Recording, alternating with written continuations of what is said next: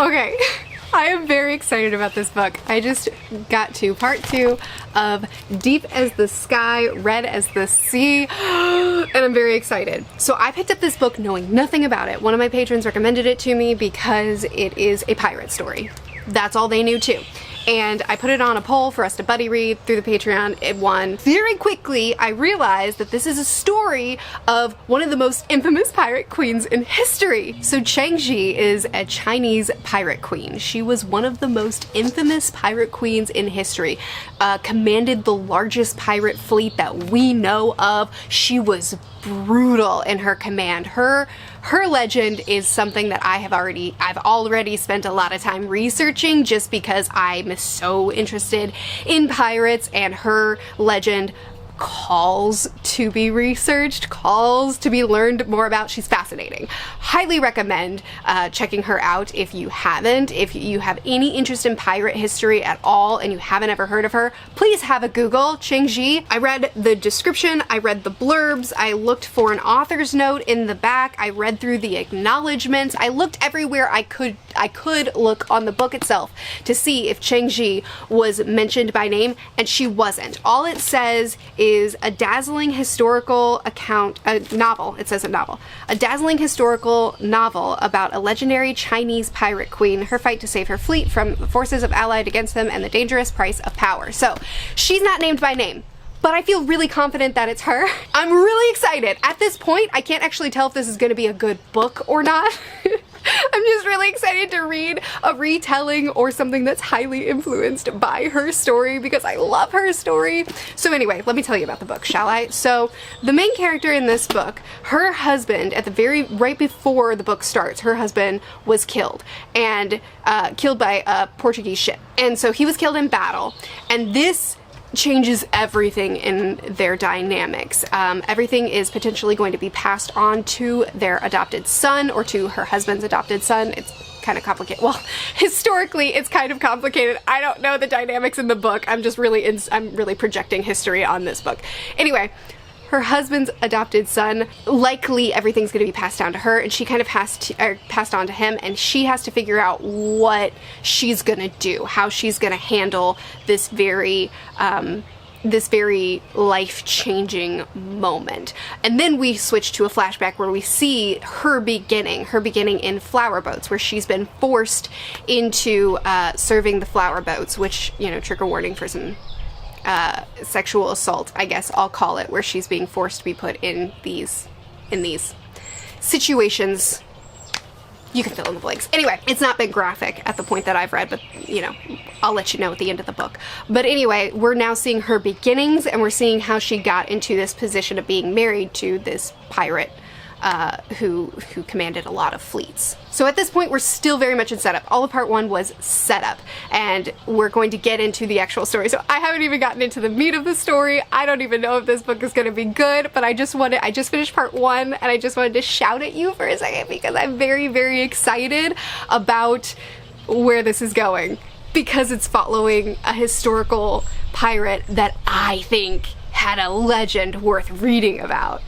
I mean, she was a pirate, so she was a criminal, like she wasn't a hero, but I don't care. I love her story. Welcome to the vlog.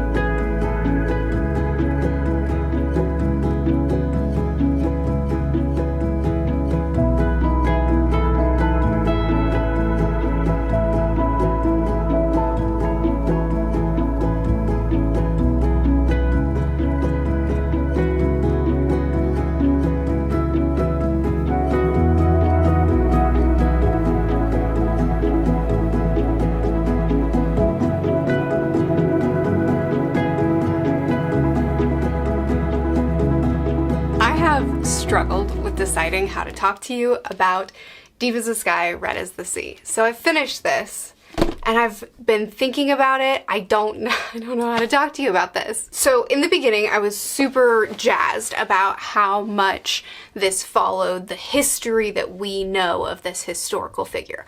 Obviously, expectedly, it did that with all the groundwork and with all the setting and the strife that our character has to go through, and with a lot of the bones of the story is that. But the meat of the story is its own thing. It's totally its own thing. And I enjoyed it so much. I enjoyed going through Shek Young's life, to see her struggle, to see what she had to endure to survive in this life, the kind of hardships that life in this time and in this, in the circumstances that she's in, what it takes from you and what you have to do to fight to have your own life. I loved how unflinchingly this novel looked at those things, and without going too dark, without going too graphic and intense with it. I think it struck a really nice balance for what the book was trying to do. It's a very thoughtful book. It's a very introspective book. It's very honed in on Shek Young. Shek Young is a character that I loved following. I loved following her individual struggles as a woman on a pirate ship, trying to fight to have a life apart from what's being forced on her and what's expected of her. And I don't know how to tell you if I recommend it to you, because it hit so many beats right for me specifically, as someone who's very invested in pirate history and who's done a lot of my own independent research, who's very, very invested in this particular historical figure as well, and I've spent a good amount of time specializing in looking up pirate legends of female pirates, because I find it fascinating, because it was such a male-dominated space, because it was such a male-dominated time as far as like what you are capable of doing in that age. And seeing these women rise to the top and being among the best is like, oh, it's so cool to me. So as someone who's really invested in all these topic matters, I loved it. But my main complaint for this book was I wish the author had taken her time. Especially the second half of the novel, it felt like we were almost hitting points that needed hit in order to accomplish what we wanted to accomplish, and I wanted the battles to be drawn out more, and I wanted a deeper exploration of her struggle doing certain things, and I wanted time to not move so quickly. I wanted this to be a 500-page novel about a stretch of time. And so I went to Goodreads, which I rarely do. I usually talk to you before I talk to Goodreads or talk to other reviewers, because I want to get just my thoughts out. But this time I could not separate myself from this book, and so I couldn't tell how to talk to you about it. So I went to Goodreads, and it's the biggest complaint I'm seeing on there, and there are many complaints. There are many people that are not jiving with this book, and the biggest complaint I'm seeing is this was a slog. It was so boring. I wanted it to pick up. Which is the exact opposite of my experience. I wanted it to slow down, and I wanted it to be a very slow, meandering story, and it felt too fast. It felt like time was moving too fast. So I don't know what to tell you. I have no idea what to tell you. I think because this is marketed as a pirate adventure, you expect it to be a little bit more swashbuckling and, you know, high seas chases and epic battles, and kind of more like what Amina al-Sarafi was. You kind of expect that kind of pacing and that kind of adventure and that kind of like we're constantly moving and doing things, whereas this is much more of an introspective, historical account, focusing on a woman making it as a pirate queen, and like, which is essentially what I wanted out of Amina. So I don't know. I feel like people are gonna pick this up and be disappointed, but I loved it. So I guess the best I can do is set expectations right. This is not an epic adventure. This is a slow, introspective look at a pirate queen and what it took to get there. And a close historical look at it too. Again, a lot of differences, even though there's a lot of brutality to this world and there's a lot of cutthroat decisions that our lead had to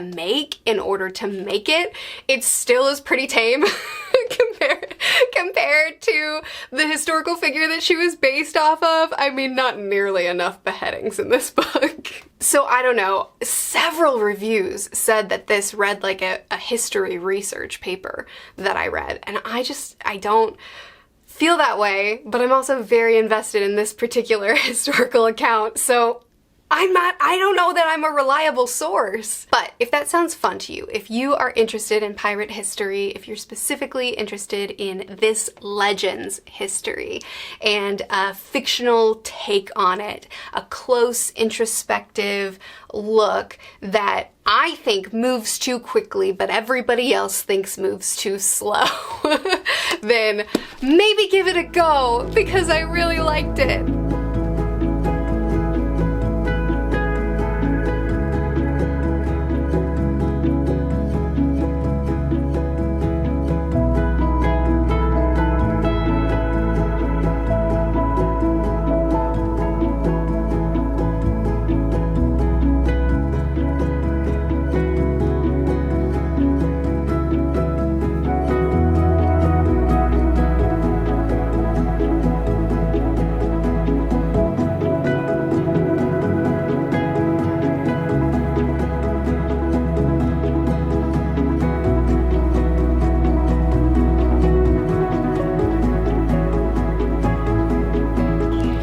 Okay, so I have started Malazan book 6, The Bonehunters, and I already am so happy with it. So, okay, I'm only 3 chapters in, so I'm not even done with part 1. So this is not a standard vlog Malazan check-in, because I usually, at the end of each vlog, while I'm reading a Malazan book, I take it over about 4 weeks, and I read a part 1, part 2, part 3 per week. So I take these books really slowly, and I'm usually reading other stuff along with them. It's the best way for me to read Malazan.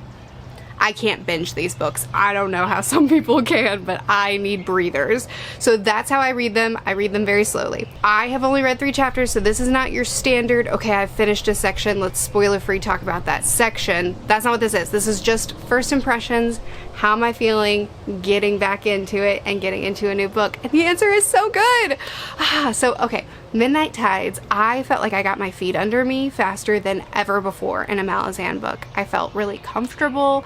I mean, no one's ever comfortable in the Malazan world, but I felt like I had my bearings really quickly. I was still confused about certain things. I didn't understand everything that was going on, but it just felt like the smoothest entry into a Malazan book yet. Bonehunters, even better. I recognize so many people. I'm so happy to see certain people again. So many interesting world things are happening, as well as hilarious characters. Tellerest and Curdle are going to be added to my favorite characters list. I really hope they continue. I want to see a lot of them in this book. I mean, Erikson's humor is always excellent, almost always excellent. But I'm just constantly reminded at how skilled he is at balancing really heavy scenes with incredible humor, and I love these two. I love them so much. So many interesting things happening, so many questions I have that I'm excited to see answered or not, and so many things that I'm starting to pick up on that I'm going, okay, is that a theme that we're doing with this month? Is that a discussion we're gonna have in this book? I'm just happy. I'm happy to be back. I don't know. In the beginning with my Malazan books, I needed like a good 6-month break between each of them, just because really it was the emotional toll they took on me more so than the mental toll, which it definitely challenges me. But the emotional challenge is what causes me to need big breaks. But I couldn't take a long break between Midnight Tides and the Bonehunters. I'm really happy to be back. I might regret saying that, but that's how I feel at the moment. Those are just first impressions, so don't worry, I will give you more specific spoiler-free details in the next, or thoughts in the next vlog. But anyway, I also have read the first bind-up of Monster. I'm good at words today. I've also read the first bind-up of Monster, so that's the first 2 volumes. So this is the next series that Philip and I are reading together. Petrick Leo will also be in and out of our discussions. We've already recorded our discussion of this first bind-up, and that goes up on my channel here on Tuesday. So It's coming. And oh my goodness, I was afraid that this little bind up wouldn't be enough because we went from like those big Vagabond bind ups to this one, which feels so much smaller, and I was afraid it wouldn't be enough content for one video, but it was almost too much content. This was packed. Packed with plot things to discuss, but also packed with moral dilemmas to talk about. So in this first bind up, spoiler free, we have a surgeon who is immediately faced with a lot of moral dilemmas. When two patients enter the ER and need emergency surgery now, how do you decide which one to go to? And when you're being pressed to do what doesn't feel right, what are you gonna do? What choices do you make? And then other moral quandaries that I will not tell you come up because it feels like a spoiler if I tell you that they get addressed later. So I won't do that. But this is a murder mystery, but apparently it's more so a thriller, which is a good thing because I don't really jive with mysteries very often. But so far, it has been really strong. There are a couple of things that have happened. There's a couple of things that it looks like it's going in certain directions that I'm like, we'll see. I'm withholding judgment. I'm not 100% sold on it because there are certain things that I'm like, I need to see what you do with that before I decide how I feel about this.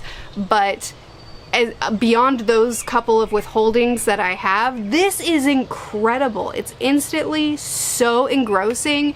It's going in directions that I didn't expect it to go with. The character work is phenomenal. I'm really high hopes. I have high hopes. I have high hopes. Couple of trepidations, but high hopes. The way I'm gonna handle my monster chats in the vlogs is I'm not. Since we're doing the spoiler discussions, I'm gonna treat Monster like I did Vagabond, where I gave you my initial thoughts on Vagabond, and then I kind of dropped off with talking about them on the vlog and just focused on those spoiler discussions. You can read along Monster with me and enjoy those discussions with us or not. And then at the end of Monster, I'll pop back in and I'll say, okay, spoiler free, final thoughts, did I like it or did I not?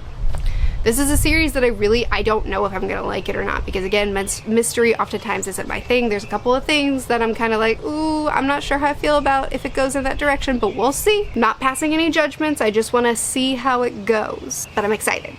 I'm hopeful. And I have not started Dragon Ball yet. I think I'm starting that next week.